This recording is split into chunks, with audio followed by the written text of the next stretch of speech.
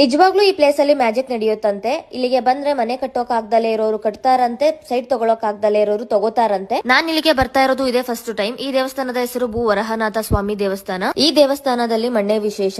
ದೇವಸ್ಥಾನದ ಬಲಭಾಗ ಕುಬೇರ ಮೂಲೆಯಲ್ಲಿ ಮಣ್ಣು ಇದೆ. ಮಣ್ಣು ಏನಕ್ಕೆ ಅಂದ್ರೆ ಒಂದು ಸೈಟ್ ತಗೊಳೋದಕ್ಕೆ, ಮನೆ ಕಟ್ಟೋದಕ್ಕೆ, ಕೋರ್ಟು ಕಚೇರಿ ಇದ್ರೆ, ದೋಷ ಪರಿಹಾರ, ಬಿಸ್ನೆಸ್ ಅಲ್ಲಿ ಲಾಸ್ ಇದ್ರೆ, ಸಂತಾನ ಇಲ್ಲ ಅಂದ್ರೆ, ಅಕ್ಕಪಕ್ಕದವರು ಎಗೆನೆಸ್ಟ್ ಇದ್ರೆ, ಏನೇ ಬೇಡಿಕೆ ಇದ್ರೂನು ಭೂಮಿ ನಮಸ್ಕಾರ ಮಾಡಿ ದೇವರ ಪ್ರಾರ್ಥನೆ ಮಾಡಿ 3 ಮುಷ್ಟಿ ಮಣ್ಣು ತಗೊಂಡು 11 ಪ್ರದಕ್ಷಿಣೆ ಹಾಕಿ ಒಳಗಡೆ ಕೊಟ್ರೆ ಕಾಯಿ ಒಡೆದು ಅರ್ಚನೆ ಮಾಡಿಸಿ ಸಂಕಲ್ಪ ಮಾಡಿ ತೀರ್ಥ ಹಾಕಿ ನಿಮ್ಗೆ ಕೊಡ್ತಾರೆ. ದೇವ್ರ ಫೋಟೋನ ಫ್ರೀಯಾಗಿ ಕೊಡ್ತಾರೆ, ಕೇಳಿ ಇಸ್ಕೊಳ್ಳಿ. ಮಣ್ಣನ್ನ ಮನೆಗೆ ತಗೊಂಡೋಗಿ ಅರಿಶಿನ ಬಟ್ಟೆ ಮಾಡಿ ಕಟ್ಟಿಟ್ಟು ನಿಮ್ಮ ದೇವ್ರ ಮನೆಯಲ್ಲಿ ಇಟ್ಟು ಪೂಜೆ ಮಾಡಬೇಕು.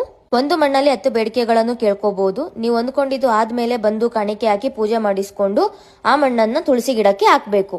ವೀಕೆಂಡ್ ಆಗಿದ್ರಿಂದ ತುಂಬಾ ರಶ್ ಇತ್ತು. ಸೊ ದೇವಸ್ಥಾನಕ್ಕೆ ಹೋಗೋಕೆ ವೆಹಿಕಲ್ಸ್ ಫೆಸಿಲಿಟಿ ತುಂಬಾ ಕಡಿಮೆ ಇರೋದ್ರಿಂದ ನಿಮ್ಮ ಸ್ವಂತ ವೆಹಿಕಲ್ಸ್ ಅಲ್ಲಿ ಹೋಗೋದು ಬೆಸ್ಟ್ ಅನ್ಸುತ್ತೆ. ಹಾಗೆ ಅಲ್ಲಿ ನೇಚರ್ ತುಂಬಾ ಬ್ಯೂಟಿಫುಲ್ ಆಗಿದೆ, ನೋಡ್ಕೊಂಡು ಎಂಜಾಯ್ ಮಾಡ್ಕೊಂಡು ಬನ್ನಿ.